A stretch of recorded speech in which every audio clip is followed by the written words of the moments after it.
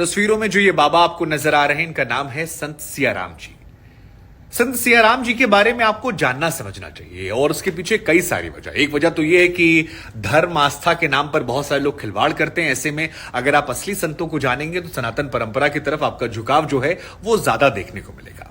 दूसरा, इनके बारे में कई बातें ऐसी हैं जो आपको अचरज कर सकती हैं कि अरे ऐसा कैसे संभव है। मसलन 110 साल की उम्र में बिना चश्मा लगाए, देखिए हमको इसी उम्र में लग गया है, बाबा जो हैं वो रामचरितमानस का पाठ करते हैं। और ये हैरान करने वाला है क्योंकि 15-16 घंटा ये पाठ करते हैं और इनकी आंखें जो हैं पूरी तरह से दुरुस्त हैं, एकदम सही से ये अनुवाद करते हैं। और इनके पास जो लोग जाते हैं वो इसे देखकर स्तब्ध हो जाते हैं। और इसीलिए बाबा की ख्याति जो है वो सिर्फ मध्य प्रदेश तक नहीं है जहां पर ये हैं। मध्य प्रदेश के खरगोन जिले में नर्मदा के तट पर बाबा का आश्रम है, लेकिन अब ये विश्व विख्यात होने लगे हैं। दूसरी बड़ी बात यह है कि बाबा जो हैं वो केवल एक सफेद लंगोट पहनते हैं। मतलब कोई भी मौसम हो, चाहे बरसात का, गर्मी का, या जैसे अभी हाड़ कपाने वाली ठंड है जिसमें हम और आप अंदर स्वेटर, जैकेट, इनर तमाम चीज पहनते हैं, बाबा कुछ नहीं पहनते, खाली एक सफेद लंगोट। और अपने आप को उन्होंने इस तरह से ढाल रखा है कि वो प्रकृति के साथ ढल गए हैं। अब बाबा के उम्र के बारे में 110 साल कहा था, कई मीडिया रिपोर्ट्स कहती है 100 साल के हैं। हालांकि मोटा मोटा जो सारी रिपोर्ट्स आप देखेंगे तो वो 110 साल नजर आती है। अब आते हैं बाबा जी की उम्र और उनके नाम को लेकर। सियाराम, ये अपने आप में नाम जो है अद्भुत है क्योंकि सीता और राम को मिलाकर सियाराम होता है। तो बाबा जी के बारे में आपको बता दें, बाबा जी जो हैं वो हनुमान जी के परम भक्त हैं। और ये कहा जाता है इनके बारे में कि 12 वर्षों तक बाबा जी ने मौन व्रत धारण कर रखा था, यानी कि किसी से कोई बात वो नहीं करते थे। 12 वर्षों की तपस्या, मौन धारणा के बाद जब उनकी जिह्वा से पहला शब्द निकला तो वो शब्द था सियाराम। हनुमान जी भी सीताराम की पूजा करते थे और सियाराम उनके मुंह से निकला। और उसके बाद जो वहां भक्त आते हैं उन्होंने बाबा को नाम दे दिया सियाराम बाबा। अब जहां तक बाबा की उम्र की बात है तो कई मीडिया रिपोर्ट में से 100 साल बताया जाता है। हालांकि कई सारे पुराने आर्टिकल्स को जब हमने खंगाला, देखा, समझा, जाना तो उसमें निकल कर आता है कि बाबा जी की अभी करंट एज जो है वो 110 साल की है।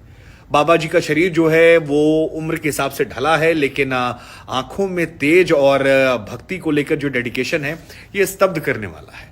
वैसे हम आपको बता दें कि बाबा जी बिल्कुल लालची नहीं है। मतलब इनके पास कई विदेशों से लोग आते हैं जो दान दक्षिणा देने के लिए कहते हैं, लेकिन बाबा जी सबसे केवल 10 रुपया लेते हैं और सामाजिक कार्यों में बड़ा योगदान भी किया है। तकरीबन 3 करोड़ रुपए इन्होंने दान कर दिए थे।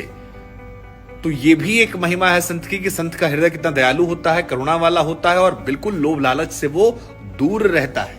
बाबा जी के बारे में एक और खास बात जो आपको जाननी चाहिए वो ये कि इस उम्र के पड़ाव पर भी वो स्वावलंबी है, यानी अपने दैनिक दिनचर्या के सारे काम जो हैं वो खुद करते हैं और किसी पर निर्भरता उनकी नहीं है। ये भी अपने आप में स्तब्ध है। नहीं तो बहुत सारे बाबा ऐसे होते हैं जो बहुत सारे चेले चपाटाओं से घिरे होते हैं, लेकिन बाबा जी के साथ यहाँ ऐसा नहीं है। तो ये भी एक अच्छी चीज हमको लगी जो हमें लगा आपको बताते हैं, आपको जानना चाहिए। अब जहां तक बात है बाबा जी के इतिहास को लेकर तो कहा जाता है कि महाराष्ट्र में इनका जन्म हुआ था और वहां से ये रहे। पढ़ाई वढ़ाई बहुत ज्यादा नहीं की थी, लेकिन फिर एक स्वामी जी इनसे मिलते हैं और उसके बाद इन्होंने परिवार का मुंह त्यागा, जीवन ईश्वर को समर्पित किया और हिमालय में बहुत दिन रहे।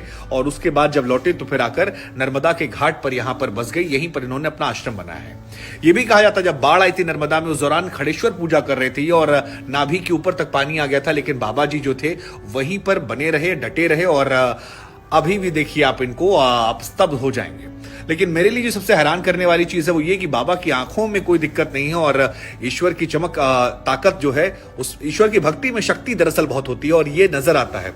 गर्मियों में कूलर नहीं चाहिए, सर्दियों में ब्लोवर नहीं चाहिए, लालच नहीं है, मोह नहीं है। सारा जीवन जो है वो सीताराम करते हुए सियाराम बाबा का गुजर रहा है। और इनको देखकर हमको लगता है कि सनातन परंपरा को मानने वालों को, ऐसे लोगों को जानना चाहिए, तभी धर्म का बढ़ावा होगा। और आइए हम और आप जानें और नमन करें सियाराम बाबा को और वीडियो शेयर करें ताकि और लोग जानें।